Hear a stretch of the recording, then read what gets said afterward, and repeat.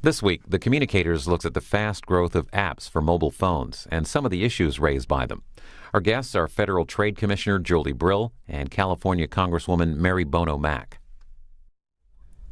Well, recently the Federal Trade Commission issued new guidelines when it comes to apps on mobile phones. And joining us is Federal Trade Commissioner Julie Brill as our guest this week on the Communicators. Commissioner Brill, first of all, what were the guidelines that were issued by the FTC and why now?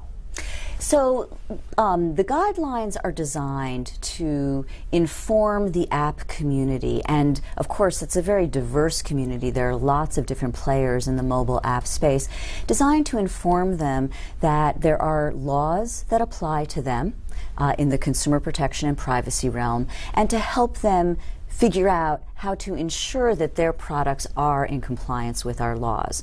So that's the overall goal of the guidelines. Why now? The app economy is booming, as everybody knows. There are many consumers who are using apps on their smartphones, and in particular, kids and teens are taking up apps in droves. Apps have a unique ability to collect information, very detailed information about consumers.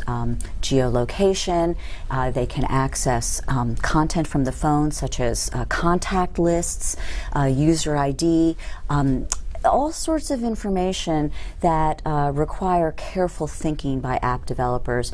So as this economy is booming, as there's a tremendous amount of innovation in this space, we want to ensure that the players understand that there are consumer protection laws that apply to them. Now, these are guidelines, or do these have the effect of law? Oh, no. These are guidelines. These are designed to inform the app community, app developers, third-party service providers, third-party players, the app stores, everyone in the space about the types of things they should be thinking about to ensure that they are in compliance with the law.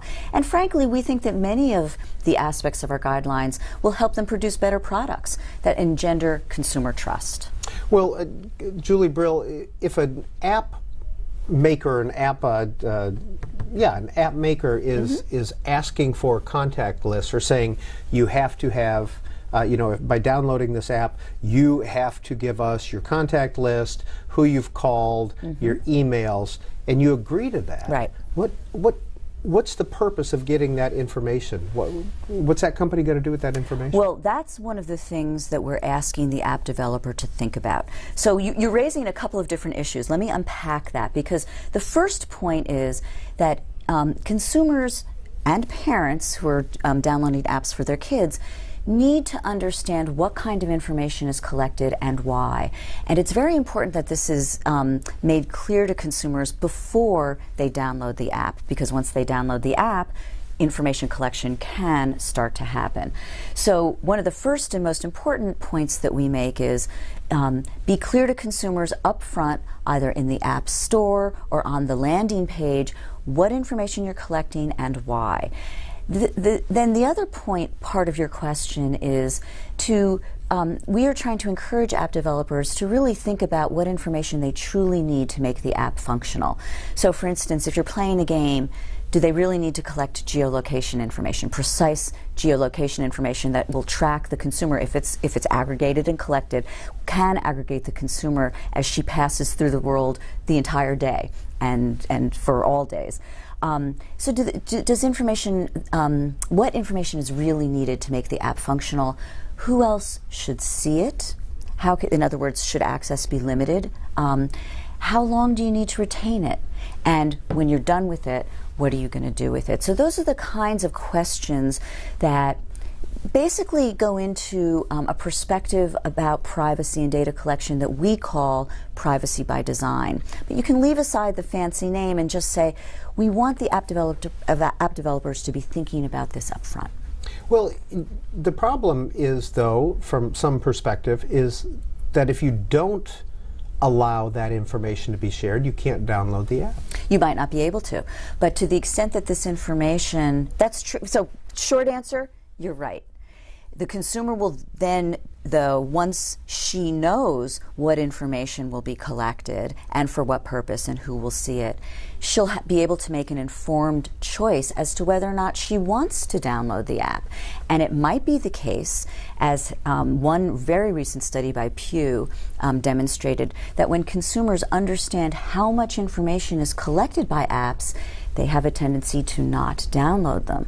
So this kind of information, this truthful, transparent information about data collection practices, may have an effect on app developers, who will then be able to think, well, do we really, if we have to disclose all this and we're afraid consumers might not download it, let's think about whether we really do need all of this data. Are all of the FTC guidelines dealing with privacy issues?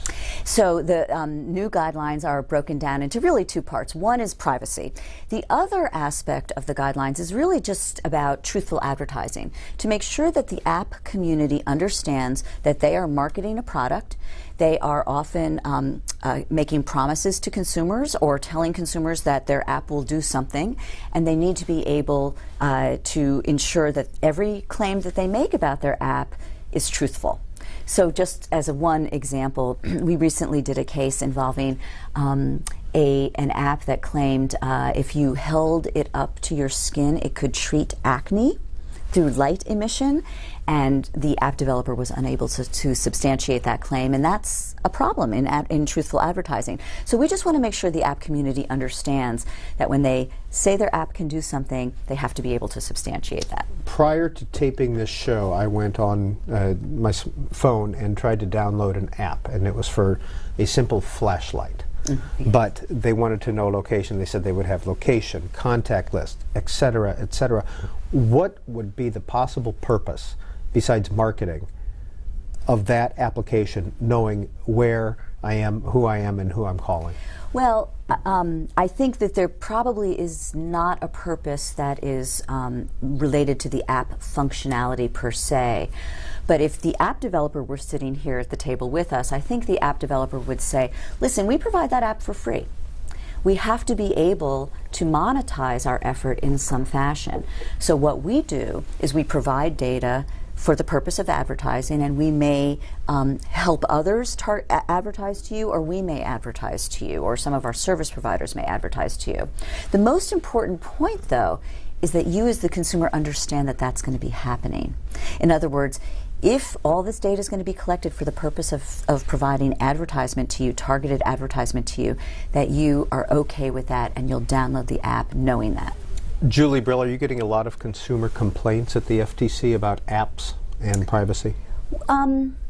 We get complaints and concerns about all sorts of activity online. Privacy is something that is certainly growing in consumers' consciousness, and we're starting to hear a lot more about it. But privacy is also one of those issues that consumers may not understand as easily as they would, for instance, that they bought a product and were unable to get a refund, right? I mean, there are some interactions that consumers have with businesses that are very obviously potentially problematic, and we hear about those in the debt collection area, telemarketing scams, things like that. But when it comes to privacy, consumers don't always have all the tools that they need to truly understand what's happening with their data collection. But for instance, what you experienced this morning when you tried to download the flashlight app, you know, we do hear from consumers that they're wondering, why is all that information needed? And should I download the app? And what can happen to it? So we are starting to hear a groundswell of concerns about what's happening with data. But I don't know that it's complaints in the same way that we see complaints about scam artists.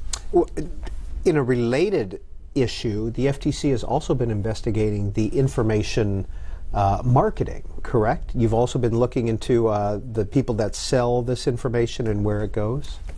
So for instance, data brokers, yes. We have, in a report that we issued several months ago, we have highlighted some concerns around the data broker community. And data brokers are entities that collect vast amounts of information about all of us, both online and offline. Compile them into profiles about each of us, and then sell that information for various purposes to be used by various entities for marketing, sometimes to make eligibility determinations for things like credit, insurance, etc., and sometimes for other purposes.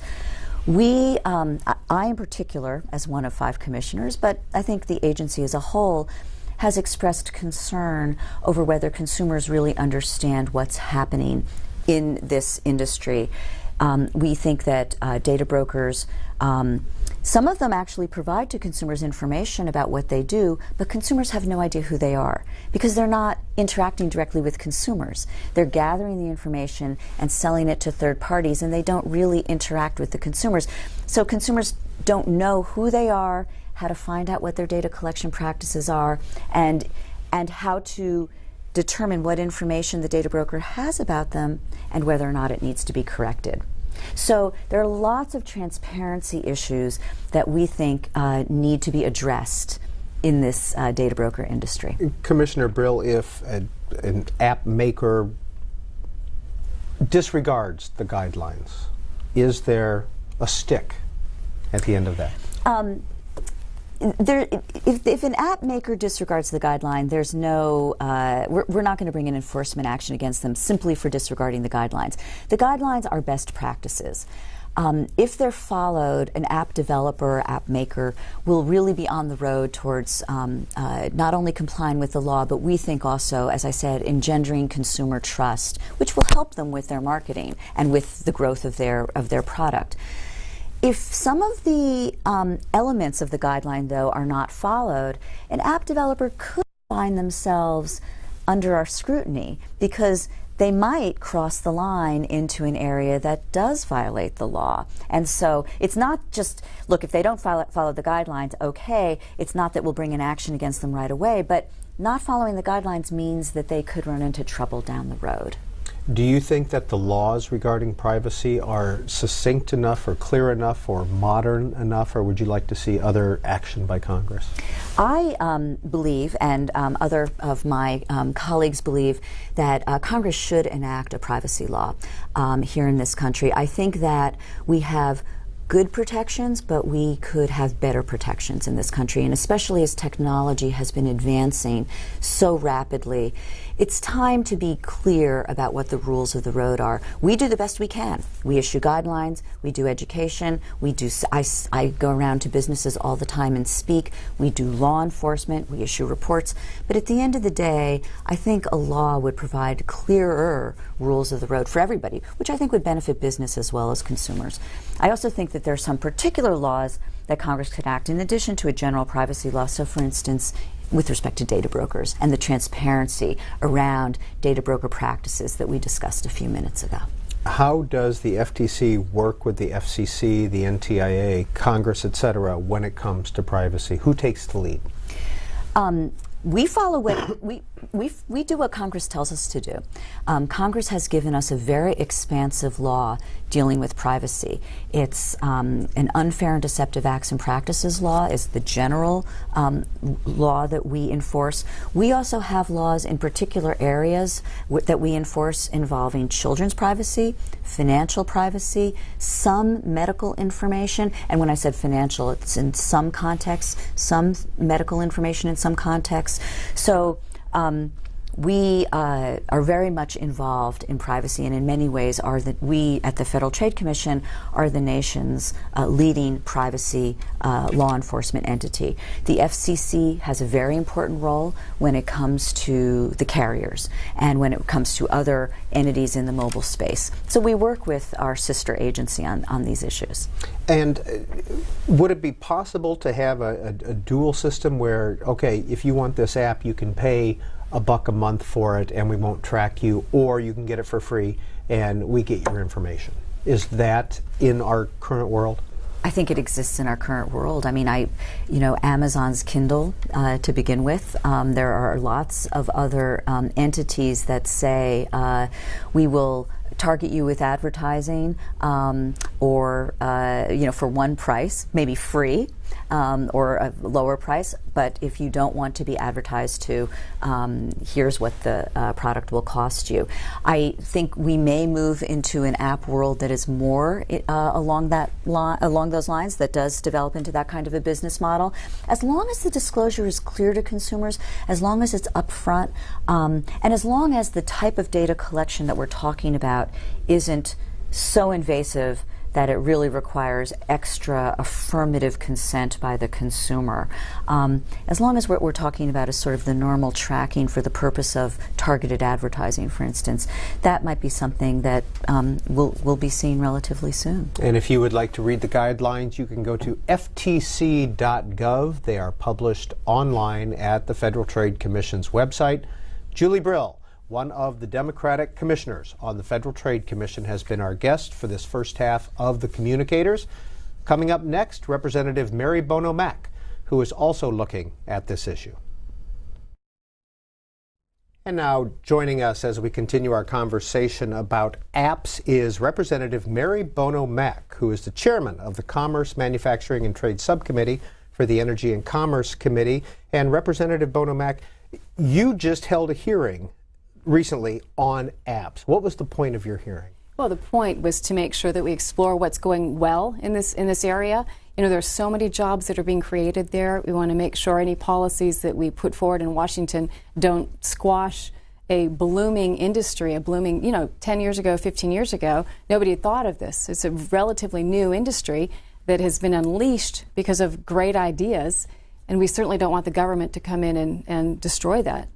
And what were some of the problems that you saw in this area that you'd like to address? You know, one of the biggest problems is the workforce, that they're still looking for more and more people to move into this industry, to develop apps, to work on creating apps, to all that goes into it.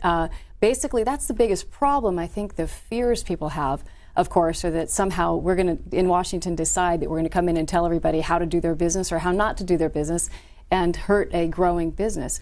But the only real fear was, workforce issues. The rest of it is nothing but optimism. They're recognizing there's so much growth in this industry that people are more and more turning to apps. You know, I used the example in the hearing sort of as a lighter moment that the other night I was babysitting my grandson, and he started crying, and I did the good thing that any grandparent would do is I went right to my iPad and tried to find the app that would soothe the baby. Were you successful? Well, no, I guess I downloaded an app, but it was too late by then, and my grandbaby was not going to have any of it. But the point is that, more and more we're becoming habituated that if there's a problem, there's an app on the market that we should go look for and see how good it is.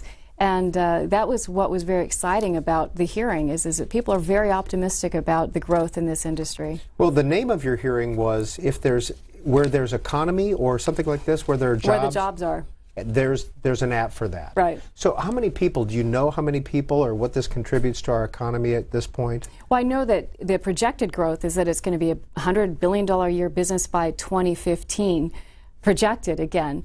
But, I don't know if that's a target good number or whether it's going to be higher than that. Because again, people are more and more and more adapting to the fact that there's an app for anything. What is most amazing is truly if you think of something and you go look for an app for it, somebody's probably a few steps ahead of you already and it's already on the market. But more and more people are going to turn to this. And I think a lot more software developers are going to recognize that the mobile app platform is the logical place for people to go. And in your opening statement, you said that nearly 400 million apps were downloaded last Christmas Eve and Christmas on that day alone worldwide. So many of the apps are free. How are the app makers making money? Well, I think that's a good question to ask them. I think that there are various business models out there. Some probably aren't making money. Some are perhaps losing money. I think one of the big questions that Congress is going to ask is our privacy and our data, how you're monetizing your app. And Representative Markey brought up a bill that he has now looking at privacy in the mobile app space. But that is one of the questions that, you do have to ask. If nothing's really free, what are we giving up for a free app? But many are making a lot of money. If you look at the huge success of something like Zynga, Anybody who plays Words with Friends knows, for example, that Zynga is a hugely successful company. But I think there's various business models that they've all used to become successful. Representative Mary Bono Mack, we talked with Julie Brill earlier, and from the FTC, and she talked about their new guidelines, and so many of them deal with privacy. Have you reviewed those guidelines, and what are your views on those? Well, I think the real discussion between the FTC and the Congress is how much of it should be voluntary or industry-based, how much should they self-regulate, or how much should the Congress step in. I think that there's always a pressure that the Congress can put on the voluntary guidelines that industry uses. And I think the FTC is constantly evolving, too, with their viewpoint on privacy. I think over the past year or two, we've done a very good job of sort of slowing the need to regulate in the space, because I think we've proven the case that we can stifle innovation if we come in too heavy-handed. So I appreciate that the FTC has taken a sort of this approach that let them self-regulate, let's give them guidelines to follow. But, you know, industry themselves will tell us, that they also know that it is in their best interest to provide something for the consumer that also doesn't go too far. So the real issue is how much of it is guidelines, how much of it is self-industry regulated, or how much of it is heavy government intervention. When it comes to the privacy issues, what's your philosophy? Well, my privacy issues is to move slowly. There are a lot of things, and I know we've talked about this before, there are a lot of things that kind of, I called it last time I was here, the yuck factor of something that's gone too far. But to this day, it's still, the American consumer is recognizing oftentimes they're giving up their privacy for convenience.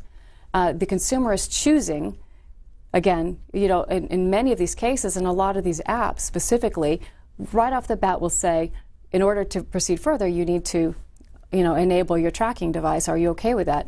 And the American consumer will say, yes, because I want this app so badly, it's going to make my life better. I think the Congress, if we step in and stifle innovation before really any harm is done to the American public, I think, my fear is we can hurt a struggling economy further if we're not careful. Last week on this program, we talked with your fellow Energy and Commerce Committee member, Joe Barton, and we talked about the need or potential need for a more comprehensive telecom rewrite or privacy bill. What are your viewpoints on that? Well, Joe Barton's a great member of the committee, and certainly his former term, his term as chairman was taught him an awful lot. But I think in this space, Joe tends to be a lot more heavy regulatory than I believe is wise. And certainly as a California member, I care about California companies, and so much of this innovation is driven out of California. Perhaps I hear more from these companies and the startups who are saying, don't regulate in this space. I think, Joe Barton tends to believe that some things are perhaps technologically feasible when I'm not sure that they are. So these are questions and good reasons for committee hearings and discussion amongst ourselves as members. How would you grade the health of the tech industry today, being from California? Oh, I would grade it as extremely strong and growing. Again, if we can meet the demand of the people who are looking for these apps developers. Yesterday I asked a very important question. Are we headed towards a bubble, sort of another tech bubble? Are we risking that this is just too good to be true? And there's pretty good unanimity that no, this is entirely different, that this is a strong, robust economy that is developing, and that people are, optimistic that it is a solid economy, and I believe that to be true. Last time we talked with you, you were holding hearings about the Sony, the PlayStation. The data breach. The data breach. The data breach. What's the status of that? It's a work in progress. I unfortunately, it should be moving, in my view, quicker than it is. Every week there's a new breach, and that, in my view, there's more reason to bring the consumer on board, to have the consumer be a part of the process of stopping these data breaches. But in the Congress, there's still some give and take. I've had to sort of weave through a little bit of the personalities within Congress to find the right bill, and I think we have that right bill. But for a lot of members still, they question the need for one federal regime or one federal law as opposed to all of the different states having their individual patchwork laws. This is probably one of those examples that something's going to have to happen, that people are we're proven why we're trying to pass this bill before some lawmakers get it. Do you see cybersecurity coming back in the next Congress or potentially in the lame duck session? Well, I think the issue of cybersecurity is here to stay. I think it's the future of national security and our protections. The issue specifically on the table right now, I think, is going to be around a little bit longer yet. I don't know whether it'll be a lame duck session. I think in the Senate there certainly is a lot of debate and discussion on how we move forward. In my view, I support Senator McCain's his philosophy that the best way to do this is not to strap private industry to the government for the government to decide and to mandate what technologies are. Because one thing is for sure, the government, especially the Congress, tends to be much slower in this space than the private industry. And if government is already finally passing what is antiquated and sending that out into the private market, I mean, it's useless. It actually can be a problem rather than a solution. Representative Mary Bono Mack is chair of the Commerce, Manufacturing, and Trade Subcommittee of the Energy and Commerce Committee, Republican from California. When it comes to children, is that a different, do you view privacy legislation, any type of tech legislation, differently or not? Well, we all do, of course. We all agree that our children need to be protected differently. The problem is, for example, with Facebook. Let's take Facebook as an example. When we talk about trying to regulate differently for children, we have to recognize that children are often given tools to participate as older children or as adults by their parents. So we're trying to prevent a problem that is already being circumvented by parents and parental controls, that parents are saying, I think this Facebook tool is so useful for my children, I'm going to help them get on board. And we're trying to already establish this, members of Congress, some are saying we need to change the age when parents have already said they reject that. So I think the problem here again is to ask, what are we stopping? I know there's a brand new tool coming out. I guess the Toys R Us has a brand new tablet designed for children. And this is an example of, we should look at it. Are there harms that are potential to children, or is this actually a wonderful tool for kids? And if Congress gets in and becomes too heavy-handed, are we preventing useful new devices like this tablet from coming to the market? Recently, there's been some articles in the paper about the data sellers, the data brokers, and taking this information from apps or whatever, and then selling it. Do you agree with looking into where that information is going? I have perhaps a little bit different philosophy. I think that every piece of data that we put out on the internet is being collected many places anyway. And I think the consumer should always be very careful about what they're willing to put up there and to put out there. Data brokers who sort of build the databases and combine all of the data and put it together, one does have to ask, is there a healthy purpose for that or not? But again, to me, the consumer needs to recognize if you're putting it out there, somebody is collecting it, period, the end, whether it's a data broker or whether it's an individual app. And if the consumer cares, they should educate themselves about what might happen to their data and be careful about what they put out there. If Republicans retain control in the next Congress and you remain chair of your subcommittee, what type of issues would you like to look at in the next Congress? Well, again, job creation in the space that we're talking now. Apps, I think, are a very exciting place to go, as I've said. It's almost as if somebody invented the microwave oven in the app space, but there are a million offshoots of a microwave oven that are even better and that everybody's using them. So I think we will logically stay in how do we continue to empower businesses to flourish and do well? How do we prevent the government from regulating and stifling job creation? We'll continue to do that. Privacy is a logical space. Data security, of course, will continue on, so we'll stay there. The other thrust we haven't talked about, but under my subcommittee's jurisdiction is manufacturing, and we'll definitely continue to look at manufacturing and bringing more manufacturing jobs back.